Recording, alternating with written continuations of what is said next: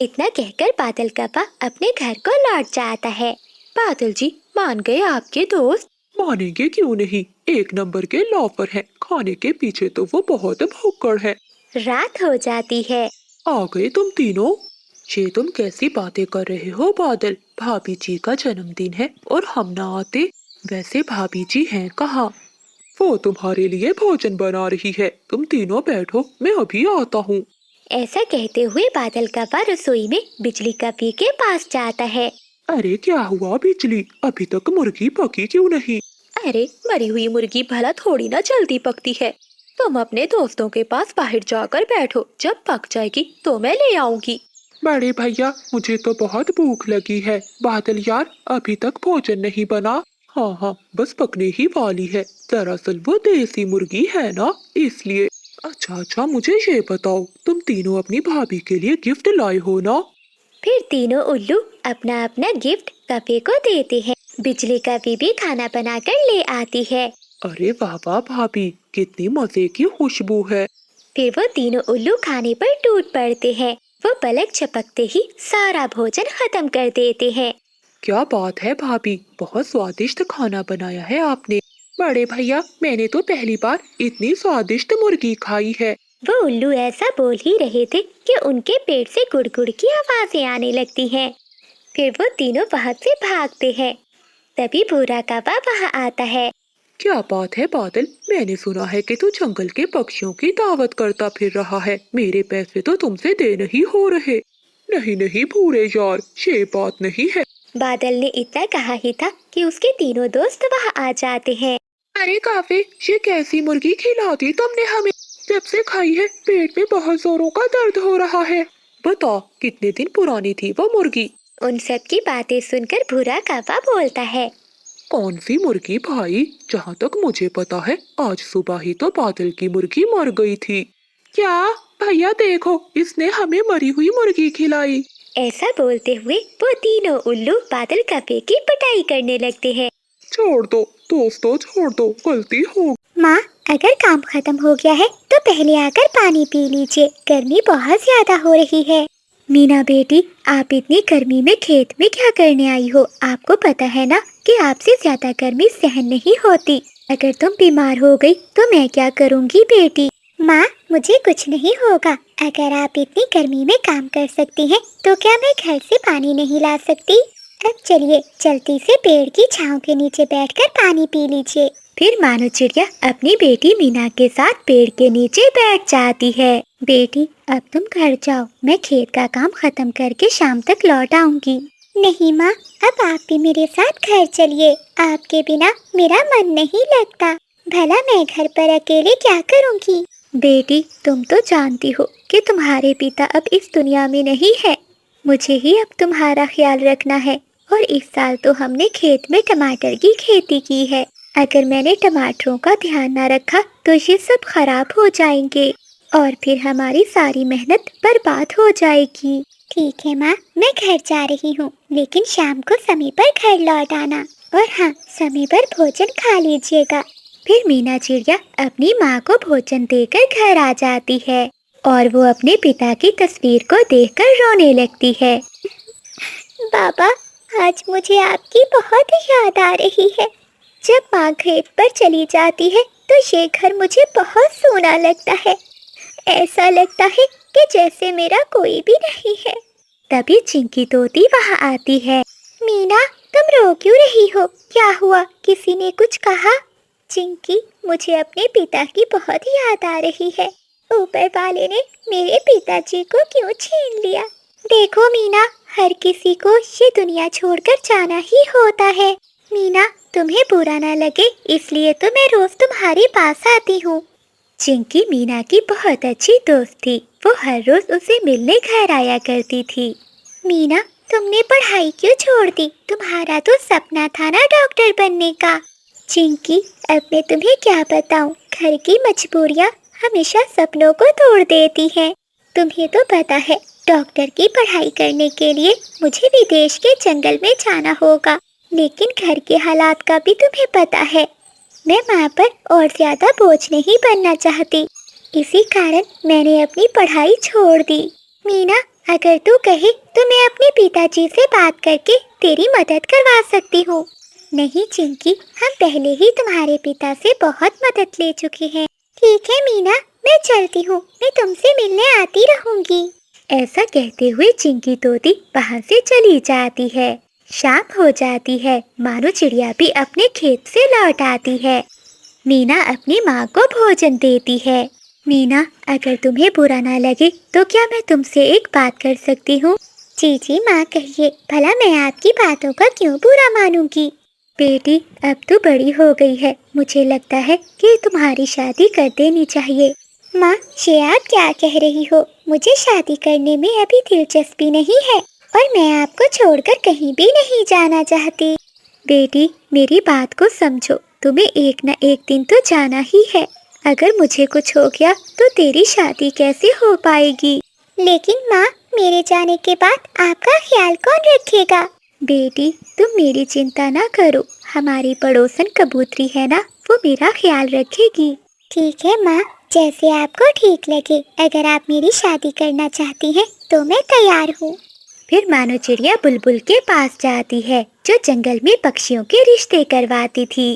बुलबुल बहन, क्या तुम मेरी बेटी के लिए कोई अच्छा सा रिश्ता ढूंढ दोगी? हाँ हाँ चिड़िया बहन, क्यों नहीं। मेरी नज़र में एक चिड़ा है, वो चिड़ा बहुत अच्छा कमाता है। एक कवि ने उस चिड़े को पाला है, वही उसकी माँ है। रिश्ता तो बहुत अच्छा है, लेकिन एक समस्या है। क्या बात है बुलबुल बहन, बताइए मुझे। मानो बहन, तुम तो जानती हो आजकल के पक्षी दहेज की लालच करते हैं। अब तो जंगल में बिना दहेज के शादी करना संभव ही नहीं रहा। आप कहना क्या चाहती हैं? मैं समझी नहीं। बहन, चिड़े की माँ कवि ने दहेज में सोने का हार और सोने के झुमके मांगे हैं। अगर तुम ये सब नहीं दे सकती तो कोई और अच्छा रिश्ता ढूंढकर वो अपने बेटे की शादी कर देगी। बुलबुल बहन, अगर रिश्ता अच्छा है तो आप बात आगे बढ़ाइए, मैं ये सब देने के लिए तैयार हूँ। लेकिन मानो, तुम ये खरीदने के लिए पैसे कहाँ से लाओगी?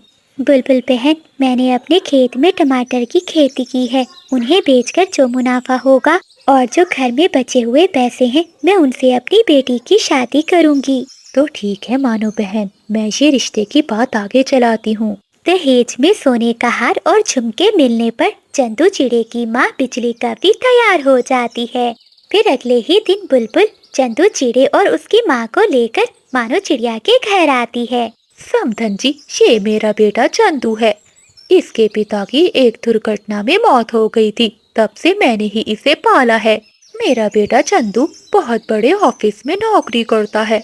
जी कवि बहन जी, मुझे आपका बेटा बहुत पसंद आया है। तो ठीक है समधन जी, मेरा बेटा भी आपकी बेटी से शादी करने के लिए तैयार है, लेकिन हाँ, आप अपना वादा ना भूल जाना। बहन जी, आप चिंता मत कीजिए, जैसे ही मेरे टमाटर बिक जाएंगे मैं आपको दे दूंगी। तो ठीक है समधन जी, ये रिश्ता पक्का हुआ। कुछ ही दिनों बाद मानो चिड़िया अपनी बेटी मीना की धूमधाम से शादी कर देती है। बहू, आज मेरे शरीर में बहुत दर्द हो रहा है, मेरे लिए एक गिलास ठंडी ठंडी लस्सी बना दे, ताकि मेरे शरीर को सुकून मिल जाए।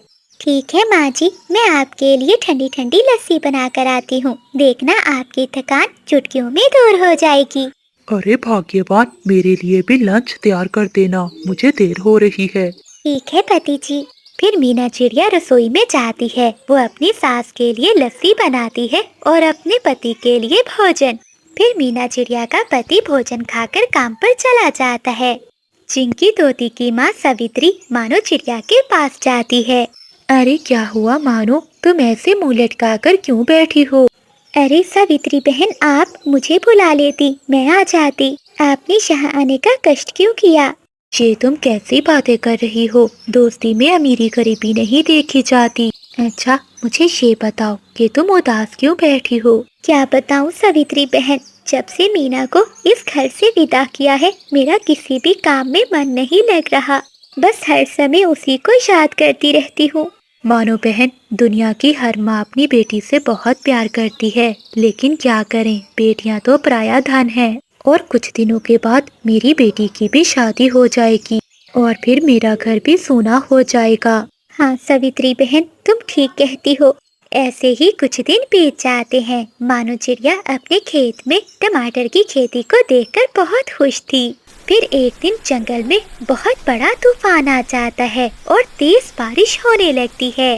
बारिशें कई दिनों तक जंगल में होती रहती हैं। जब बारिश रुकती है तो मानो चिड़िया अपने खेत में जाती है। ए ऊपर वाली, ये क्या हो गया? मेरी सारी खेती खराब हो गई। अब मैं समधन जी को क्या मुंह दिखाऊंगी? अगले दिन मानो चिड़िया घर में बैठी हुई थी कि बिजली का भी वहाँ आ जाती है। राम राम समधन जी, कैसी हैं आप? समधन जी आप? मैं ठीक हूँ, आप कैसी हैं? सब ठीक तो है ना? समधन जी, लगता है तुम अपना वादा भूल गई हो।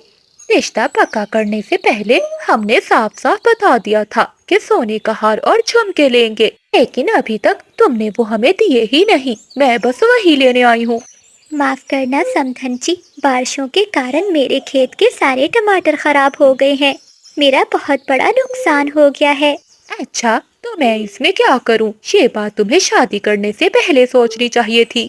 तुम्हारे कारण मैंने अपने बेटे की शादी कहीं और नहीं करवाई, वरना तुम्हारी बेटी से मुझे कोई और अच्छी चिड़िया मिल जाती। मैं बस कुछ नहीं जानती, मुझे मेरा हार और झुमके चाहिए। समधन जी, मुझे कुछ दिनों का समय दीजिए, मैं आपको दे दूंगी। तो ठीक है, मैं तुम्हें 1 हफ्ते का समय देती हूँ। अगर मुझे ना दिए तो तेरी बेटी का ऐसा हाल करूँगी कि तू याद रखेगी। नहीं नहीं समधन जी, आप मेरी बेटी को कुछ ना कहिएगा। मैं आपको सोने का हार और झुमके बहुत जल्दी दे दूंगी।